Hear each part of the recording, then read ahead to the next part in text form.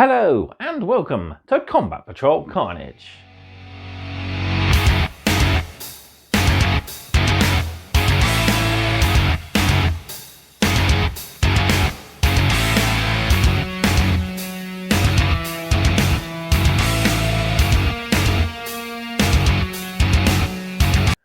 We're back with issue 13 and we're starting to look at some new lore. So we've only got 2 pages again. This time we're looking at how a Space Marine is created, and we're also continuing our Silver Templar short story with Bonds of Honor. So before we hit the table, don't forget to, of course, do all the usual. Subscribe to the channel, like the video, drop me a comment down below, and don't forget to share this with all your social medias. If you know someone who's getting into Warhammer 40,000, these videos will be very helpful, drip feeding both lore and, of course, gaming information for them. So yeah, don't forget to share these around, and of course don't forget to get them to subscribe to the channel for future videos. Finally, Combat Patrol Carnage is proudly sponsored by warbay.shop, your one-stop supply for all your hobby needs. They have a large selection of new and used models and armies. They also stock painting supplies and gaming aids such as dice and tokens. They are also suppliers of Combat Patrol magazine, as well as all the previous part works from Hachette on Warhammer 40,000 and Age of Sigmar. So check them out, there's a link in the video description for you, and who knows, you might find your next hobby project at a bit of a discount. Right then, let's go reading some lore, and of course, our new story page.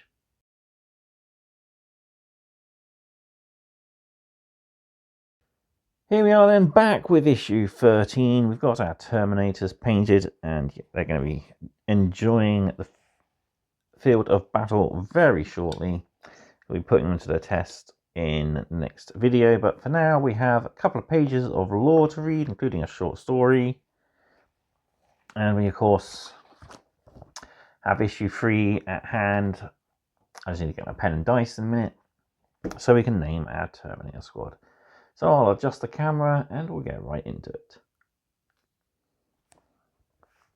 So we'll skip over, if I can, the paint guide, into our first read article, which is entitled Creating a Space Marine. Beneath their armor, a Space Marine is a superhuman warrior whose body has been enhanced through advanced gene craft. You see a company captain or possibly company champion getting armoured up by servitors with a chaplain standing by, as well as some honoured battle brothers get to witness the ceremony. Pretty cool. Every Space Marine is the product of ruthless selection, ceaseless training, and genecraft so arcane and complex that it seems almost like sorcery. Through processes designed by the Emperor himself, aspirants are reborn as titans of battle. However, the risks in making a Space Marine are great, and few ever complete their training.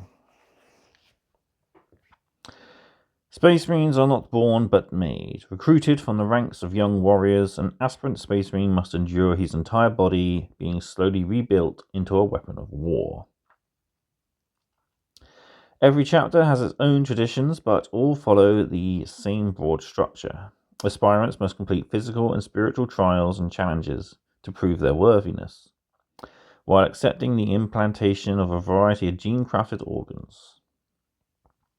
Their bones lengthen and harden and their muscles thicken and bulge. They gain new abilities, from spitting venom to reading memories in the flesh of the fallen.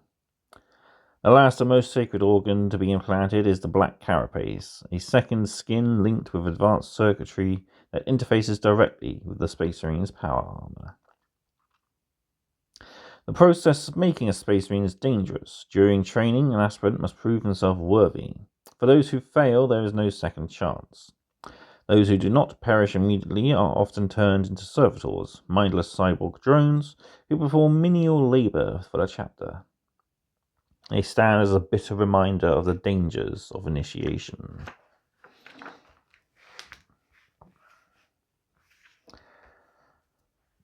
Aspirants of the Black Templars learn their craft fighting alongside veteran warriors. Selecting candidates. Every chapter has its own process for selecting aspirants. A warrior must begin the process of becoming a Space Marine while he is still young, and only the strongest can hope to bear the physical strain. Many chapters recruit from warrior tribes or brutal hive gangs, dispatching their chaplains to select the bravest and best warriors for their own. An aspirant is not just tested physically, they must also prove themselves worthy of the role of a Space Marine. Many trials are designed to draw out the character of a young warrior. They must prove themselves to be self-sacrificing, fearless, and utterly loyal to their superiors. The gene craft of Space Marines is holy, for it bears the touch of the Emperor. Superhuman physiology. Space Marines are often seen as the pinnacles of humanity, but they are far removed from ordinary human beings. Space Marines have a range of specially grown organs that vastly increase their abilities beyond the point of any unaugmented human could attain.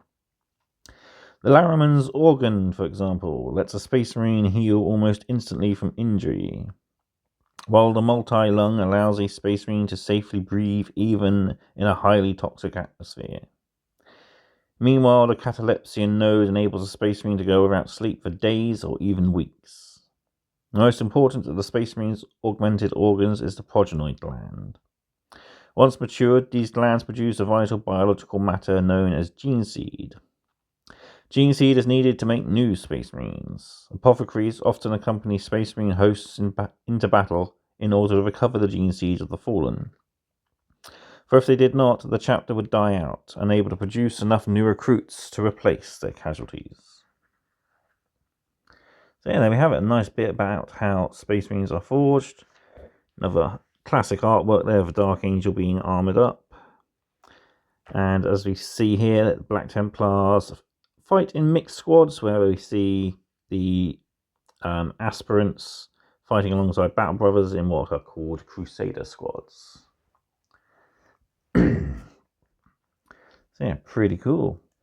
So moving on, we've got part 3 of Bonds of Honor, where we follow up where Askerton was left off last time, nearly dismembered by a Tyranid Prime. Nearly there, my boys. Nearly there. But let us rest a moment in the shadow of the monastery. You can enter refreshed with your heads held high, not a trace of fatigue among you. It was as I told you, was it not? A dangerous climb, but one worth the effort. Poor young Cleon. I thought he was strong enough to be with us now.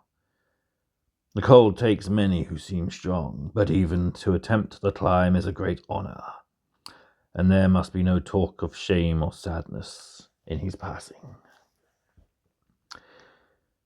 See the gates that we now rest under. All of my brothers once sat where you are now, as did I. My group had lost many more in the duels, and more still on the way up the mountain, but some of us still made it. Of course, I was younger then. The cold reaches my bones much more easily now. The cold even reaches when my bones are gone. You see this arm? I'll wager you hadn't noticed that I hold it differently. Except perhaps you, Nikandor. You see things others do not, and a fine scout you will make, if you get that far. Now, where was I? Yes, this arm. It is a gift from the Emperor. My arm was taken from me in a great battle. This one that you see before you is of steel and has its own spirit, and, truth be told, it is far stronger than my previous arm. And talk of that leads me back to what I was speaking about earlier. Remember Sergeant Askerton? I was telling you of his duel with a Tyranid Prime, was I not? Well, that was a painful moment for his battle brothers as they saw him on the floor. Without his bolt rifle, he had been battling the Tyranid monstrosity with only a bolt pistol. A fine effort he made of it. But then he was cast to the ground, and even his sidearm was flung from his grasp. Askerton's brothers left him and turned their backs on him to fight back the swarming Tyranids.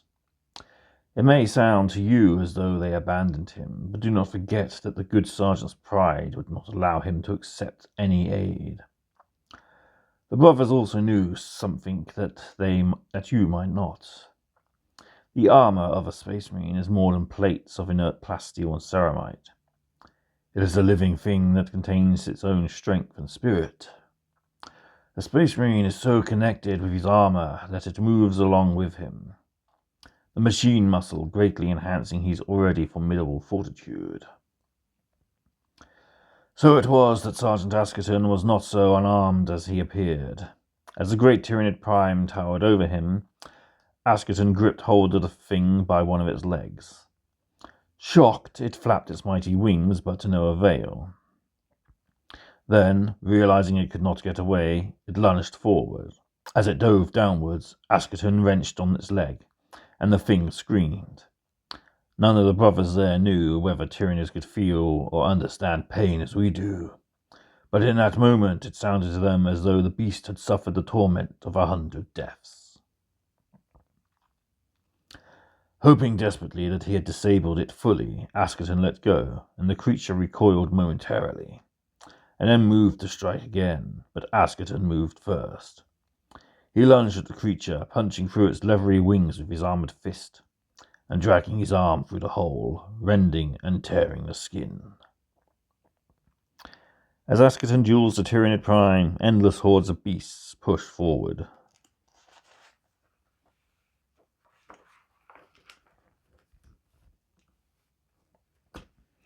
Again the creature struck at him, scrabbling at Askerton's armor with its claws and talons. And again, though blood gushed from a gash in his face, Askerton drew a knife from his belt and attacked it once more, wounding it grievously. The brothers surrounding the pair turned their heads to witness the duel as often as they dared, until at last Askerton had bested the creature, and it convulsed and contorted like an injured spider. Understanding that his sergeant had won, and his honor had been satisfied, Mektaraz stepped back and kicked the sergeant's pistol towards him.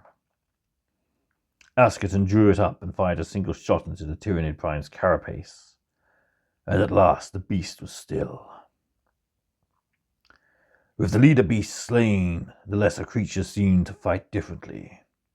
It was as though they lost some coordination and purpose, but their strength and numbers were no less. As Askerton joined them, the brothers redoubled their efforts, and the tide started to turn on the enemy. At last, the beasts pressing in were fewer and fewer, until the brothers stepped out from their position, pushing back the last few. Then all was silent. Askerton and the brothers stepped over the bodies of the dead Tyranids in front of them, half expecting some hidden terror to emerge on the pile and skitter towards them. But only stillness greeted them.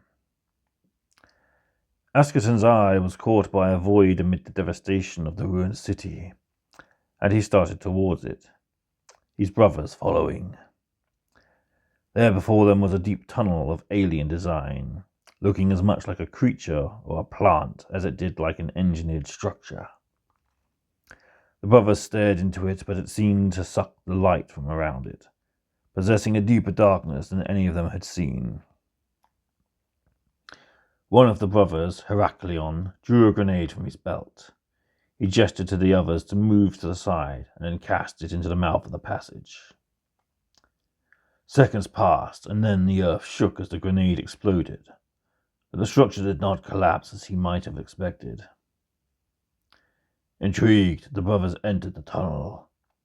It truly was a bizarre place, and their curiosity soon turned to reticence.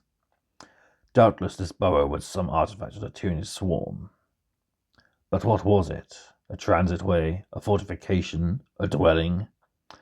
Mektaraz was at the front of the group, and suddenly it seemed to him that something moved. He stopped dead, but his eyes could not penetrate the darkness. He strained his ears, but was met only with silence. Cautiously, he began to walk again, and once more there was a faint suggestion of movement ahead, and the slightest sound. He stopped again, listening so intently that the air itself seemed to hum, and his heart thudded so loudly that he had to listen between the beats. He gripped the pistol grip of his rifle tightly, then forced himself to relax, the better to aim in a hurry if he needed, and he walked forward again. This time there was no mistaking it. Something rustled ahead as it moved. But something rustled behind them too, and the brothers began to look about them for the source of the noise. Mectras shouldered his rifle, pulled it into his cheek, and breathed out. At the moment of perfect stillness, in between breaths, he drew the trigger gently back. The bolt left his rifle with a crack. As the sound echoed down the tunnel, the flash from the muzzle lit the brothers, throwing their shadows into the organic walls. The bolt flew true and struck a creature ahead, but in the moment that the flash penetrated the oppressive darkness, each of the brothers had seen that they were very far from alone. Purity seals. Purity seals are prayers or blessings that are written out by the company's chaplain on strips of paper or vellum and then affixed with a wax seal to a vehicle, weapon, or to a Space Marine's armor. Bearing a purity seal is a great honor and a mark of the bearer's faith. The warriors who are adorned with them will fight hard to prove worthy of the blessing they carry. So there we go.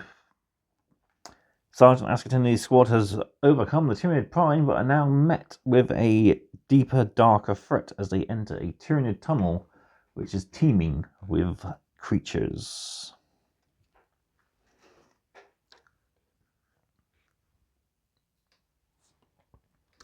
Right, it's time to name our Terminator squad. So, I've got my pen. Can I get a blue dice out? Yes, I can. Boom.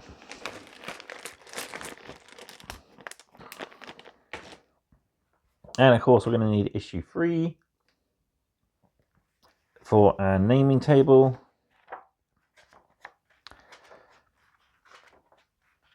So we pick a row, then a column.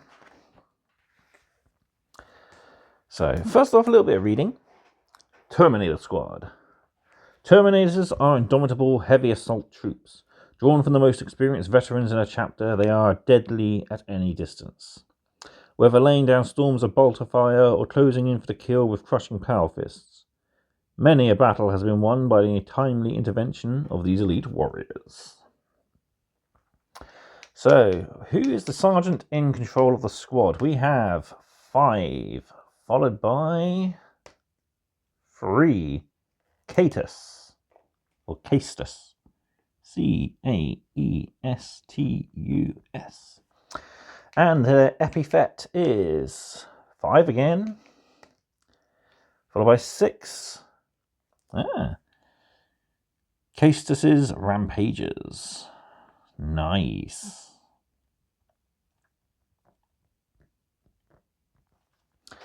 And their background table is 5 again. I seem to be getting out of 5s. These Terminators are utterly relentless, harrying their chosen prey with a storm of fire and stopping only when they are dead. Yep, that definitely fits the title. So there we have Castus's Rampages. Really cool little title name for our unit. So we can also tick off build as we've built them. We can also tick off paint as we've painted them. And we might as well tick off play as we'll be using them in our next video. So how do we use them exactly? Well, we got their data sheet here. So what have we got? We've got movement 5, toughness 5, a 2+ invulnerable with a 2+ armor, with a 4+ invulnerable save due to the Terminator armor. 3 wounds a pop, 6+ save, and 1 objective control. So they have the assault cannon, which has a devastating wounds rule, 24 inches, 6 attacks, 3 to hit, strength 6, no AP, 1 damage. Storm bolters, we know, rapid fire 2 weapons. Again, 24-inch range, 2 attacks, 3+, 4, 0, and 1. Then we've got their melee weapons. So we've got a power fist, so 3 attacks at melee range, 3+ a hit, strength 8, -2, 2 damage. And the power weapon is 3+ to hit, 5 strength, -2, 1 damage, and 4 attacks on the sergeant there. So we've got some abilities. They have the Deep Strike rule, which we'll learn about in the next issue. We also have Oath of Moment as their faction ability, and Fury of the First. So each time a model in this unit makes an attack against the Oath of Moment target, add 1 to the hit roll. So that's something we don't learn about yet, but we'll be learning about that in a future issue when we start learning about faction abilities. So yeah, there we have it. That's it. So as it says here, don't worry about Fury of the First for the moment. We'll cover that in a future issue. Up next, we got our play tutorials where we start looking at leaders. So there we have it. That's it for this video. So Castus and his Rampagers are ready to deploy, and we'll see just how good they are in the next video. All I have to do is to say thank you all very much for watching, and I will see you next time on more Combat Patrol Carnage. Goodbye.